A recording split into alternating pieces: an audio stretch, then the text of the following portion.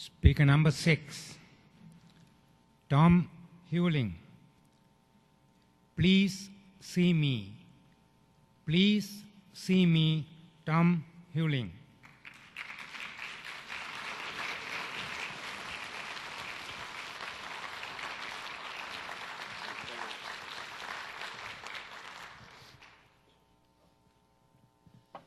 Helen Keller said, "The most beautiful things in the world can't be seen or even touched. They must be felt with the heart." I say, the most beautiful people in the world can't be seen, and that they too must be felt with the heart. Good evening, Mr. Contest Chair, and welcome, beautiful people. When I was in the 6th grade, I had a classmate named John, and he was by far the least popular kid in the school. He was the kind of kid that everyone else liked to pick on and make fun of. 100 pounds overweight, he came to school every day wearing the same dirty clothes, and he had no friends. His only social interaction was hanging out every day after school with Mr. Johnson, the school janitor, helping him polish the floors and clean the bathrooms. And every day, while I sat in the cafeteria eating lunch with my very cool friends, John would sit at the very back corner table all by himself, never speaking to anyone. And later in the day, when we went to gym class and we'd choose his sides for basketball and softball, not only was John the last one chosen, but he was usually never chosen at all. Because any time it came down to the final pick, which was always John, the captain whose turn it was to pick would just roll his eyes and walk away, leaving John standing there all by himself.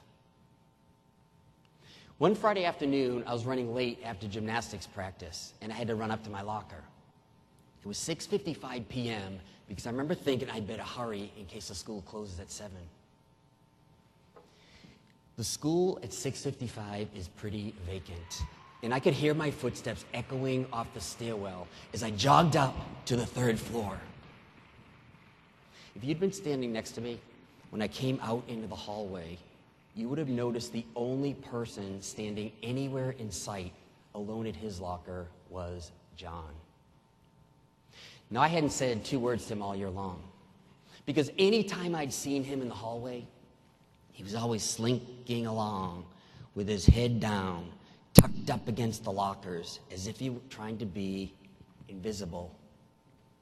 But on this Friday, after I got what I needed for my locker, I quietly walked over to him to introduce myself and to wish him a good weekend.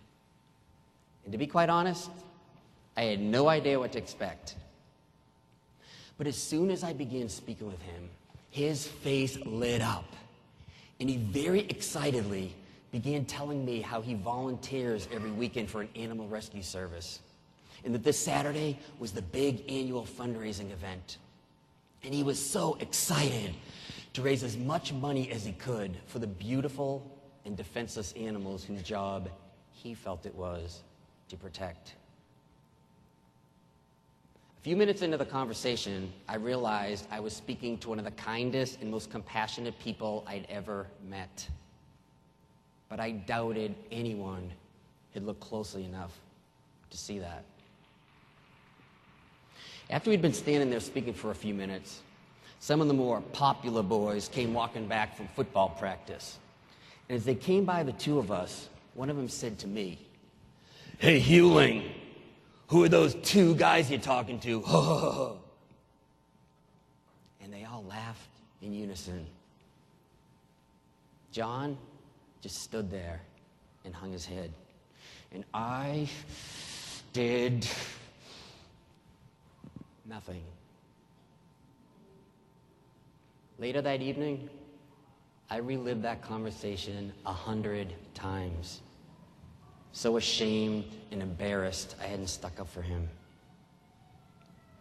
On the following Monday morning, I found him at his locker, and I said, "John, I am so sorry. I didn't stick up for you when that boy made fun of you.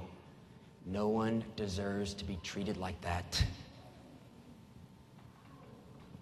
No one. What he said next impacted me forever. It's okay, Tom. He didn't mean anything. He just doesn't know me. When those boys look at me, they don't really see me.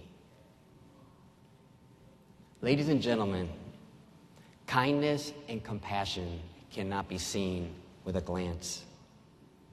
The most beautiful people in the world can't be seen. They must be felt with the heart. So tonight, when you're getting ready to go to dinner with your families, or tomorrow, when you're getting ready to go to the mall with your friends, consider spending a little less time worrying so much about how you look and how people see you on the outside, and focus on looking a little deeper for the beauty and the compassion that lies within each of us.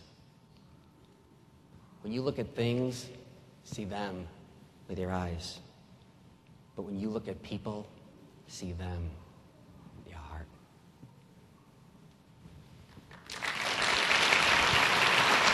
Thank you.